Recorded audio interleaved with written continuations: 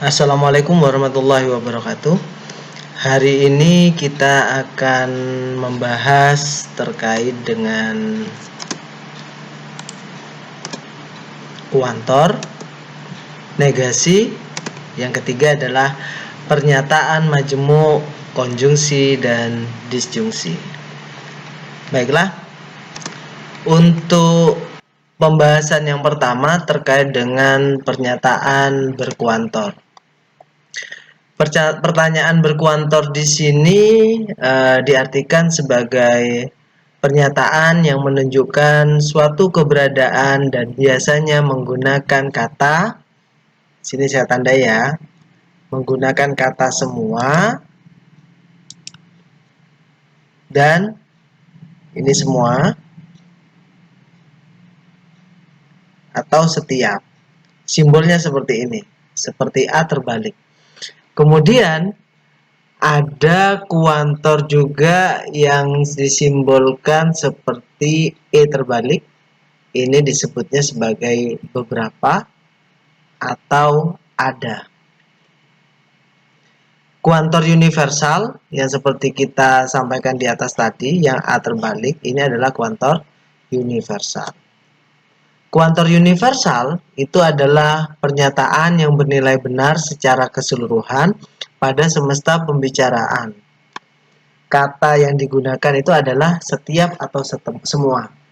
Gampangnya begini, kalau saya mengatakan semua siswa di kelas 10 adalah laki-laki.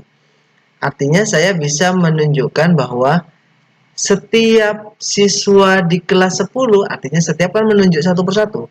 Kamu. Kalau di mahasiswa bisa diurutkan dari depan sampai belakang. Anda sampai belakang. Artinya semua. Itu ya logikanya. Contohnya, semua mahasiswa tidak hadir di kelas pada masa pandemi ini. Jadi semuanya tidak ada yang hadir di kelas ini. Ya, karena di sini kita menemukan di proposisi atau di kalimat kita menemukan ada kata semua, maka dia disebut kuantor universal. Kemudian yang kedua, setiap soal dikerjakan oleh mahasiswa. Kalau setiap soal ternyata ada soal 10, setiap soal berarti soal 1, soal 2, soal 3, sampai soal 10 kita tunjuk satu persatu setiap soalnya. Artinya ada berapa soal? 10, berarti semua soal. Sama ya. Kemudian yang ketiga, semua mahasiswa naik sepeda motor. Ini juga ada kata semua. Jadi, seandainya ada kalimat pernyataan yang mengatakan semua atau setiap, maka kita menyebutnya sebagai kuantor universal. Sekarang kita bahas yang kuantor eksistensial. Kuantor eksistensial ini kebalikan dengan kuantor universal tadi. Di sini proposisi paling sedikit terdapat satu unsur yang membuat proposisi tersebut bernilai benar pada semesta pembicaraan pastinya. Kata yang digunakan adalah ada atau beberapa. Jadi ini minimal terdapat satu unsur saja yang bernilai benar, sudah kita anggap benar. Contohnya, ada mahasiswa yang hadir di kelas pada masa pandemi. Kita ambil ciri-cirinya saja dulu. Di sini ada. Kemudian yang kedua, beberapa soal dibiarkan kosong oleh peserta. Di sini ada kata beberapa. Kemudian contoh yang ketiga, beberapa mahasiswa tidak naik sepeda motor. Di sini ada beberapa. Jadi tadi kalau ada dan beberapa artinya itu adalah kuantor eksistensial. Sekarang negasi. Negasi itu adalah kebalikan dari suatu proposisi atau pernyataan. Ini ada contohnya. Andi belajar matematika. Itu kita anggap ini suatu proposisi yang kita simbolkan sebagai P. Andi belajar matematika. Berarti negasinya adalah, simbolnya seperti ini negasi. Seperti itu.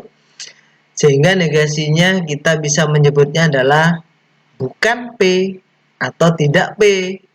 Sehingga proposisi ini menjadi Andi tidak belajar matematika. Gampang kan? Oke, kita masuk ke contoh yang kedua. Watu Ulo berada di Kabupaten Jember. Ini kita misalkan sebagai P, proposisi dari depan sampai belakang ini. Negasinya adalah Watu Ulo tidak berada di Kabupaten Jember. Itu negasinya ya. Sekarang kalau proposisi yang berkuantor. Ingat, di sini ada kata semua. Semua peserta lulus SBMPTN. Simbolnya tadi A terbalik, bacanya adalah semua atau untuk setiap. Jadi ini semua P. P-nya berarti peserta lulus SBMPTN. Berarti untuk setiap P atau semua P. Negasinya untuk setiap berubah menjadi ada, yang E terbalik tadi, terus negasi P. Berarti bunyinya adalah beberapa peserta tidak lulus SBMPTN. Hati-hati di sini mungkin agak susah sedikit. Biasanya di pilihan ganda nanti atau di soal-soal ujian itu ada beberapa jebakan yang membuat peserta itu memilihnya. Nah, itu bagus malah. Karena kenapa? Berarti jebakannya berfungsi. Kemudian yang keempat, beberapa dosen membuat video pembelajaran seperti saya ini. Jadi semua dosen di masa pandemi ini semuanya membuat video pembelajaran. Jadi di sini ada kuncinya, ada kuantor eksistensial, beberapa. Di sini simbolnya adalah E terbalik. Dosen membuat video pembelajaran. Berarti negasinya adalah semua dosen tidak membuat video pembelajaran. Negasinya itu. Nah, ada pertanyaan lagi. Bagaimana, Pak? Saya coba pakai warna lain. Bagaimana, Pak, jika soalnya itu tidak positif atau yang negatif? Contoh, begini. Saya tuliskan di bawah saja. Semua manusia tidak apa ya nak ya, semua manusia tidak malas bekerja, tidak malas bekerja. Di sini ada kata tidak. Kalau tadi kan saya memberi contohnya dosen membuat video semuanya positif, peserta lulus SBMPTN semuanya positif. Ini saya ambil yang negatif. Tidak, semua manusia tidak malas bekerja. Berarti kita jangan bingung-bingung. Kalau tidak, Anda langsung menggunakan negasi. Silakan kalau mau begitu, silakan. Berarti ini kan semua manusia tidak malas bekerja. Manusia sampai bekerja di sini, ini adalah P. Tapi kalau Anda mau menggunakan simbol ini, boleh saja. Semua manusia tidak malas bekerja. Berarti negasi P. Artinya kalau dicari negasinya, maka berubah menjadi P. Ada P. Hati-hati, Anda tadi memisalkan tidak itu adalah negasi, maka di sini adalah beberapa manusia malas bekerja. Karena di sini menggunakan P sudah, tidak menggunakan negasi P. Bisa dipahami ya? Pak, bagaimana kalau simbolnya saya tetap begini? Saya ganti warnanya. Sebentar, saya ganti warna hijau. Saya ganti begini. Berarti saya ambil ini semua. Untuk setiap manusia tidak malas bekerja, ini saya misalkan sebagai P. Kalau tadi negasi P kan, berarti ini adalah P. P. Maka negasinya adalah ada negasi P.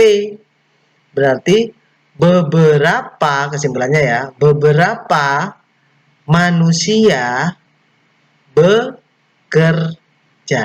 Maaf, beberapa manusia malas bekerja. Paham ya? Tadi P-nya kan tidak malas. Berarti negasi P-nya apa? Kan tidak malas. Artinya apa? Malas. Sehingga kesimpulannya adalah beberapa manusia malas bekerja. Sama seperti yang di atas.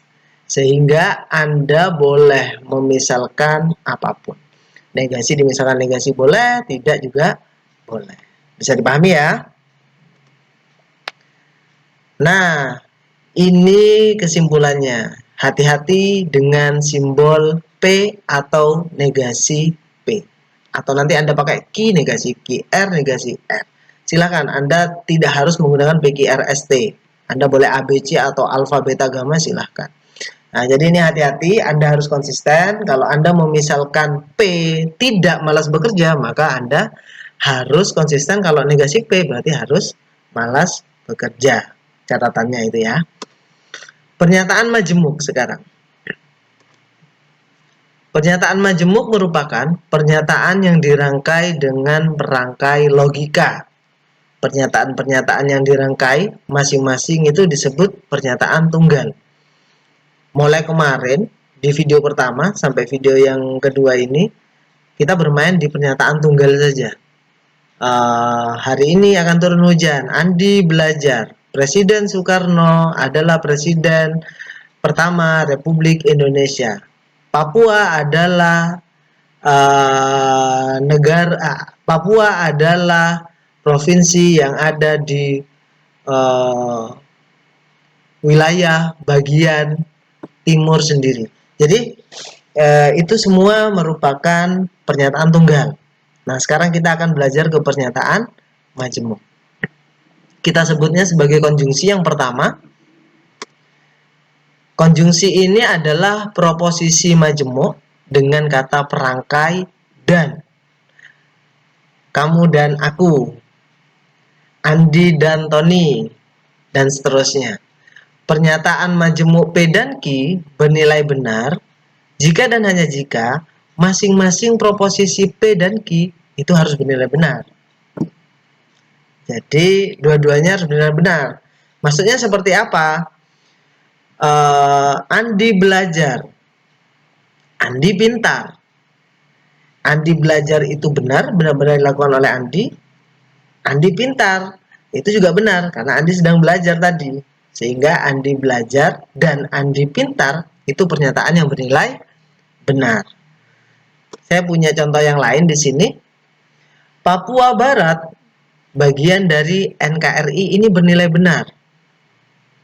Madura berada di kawasan Provinsi Jawa Timur, ini juga bernilai benar. Jadi tadi dengan syarat dua-duanya harus bernilai benar, maka pernyataan majemuk itu bernilai benar. Jadi di sini kalau kita gunakan P, kemudian pernyataan kedua kita Q, maka simbolnya adalah begini. P dan Q, ini simbol konjungsi. Maka ini bernilai benar. Selanjutnya, Papua Barat bagian dari NKRI. Ini bernilai benar. Madura tidak berada di kawasan Provinsi Jawa Timur. Ini kan salah kan? Madura ada di Jawa Timur. Jadi dengan syarat tadi, maka ini juga bernilai salah. Karena yang di depan juga sudah benar, di belakang salah, digabung oleh dan, maka ini bernilai salah. Kemudian yang ketiga, Papua Barat bukan bagian dari NKRI. Ini bernilai salah. Karena Papua Barat itu adalah NKRI. Kemudian Madura berada di kawasan Provinsi Jawa Timur. Ini benar.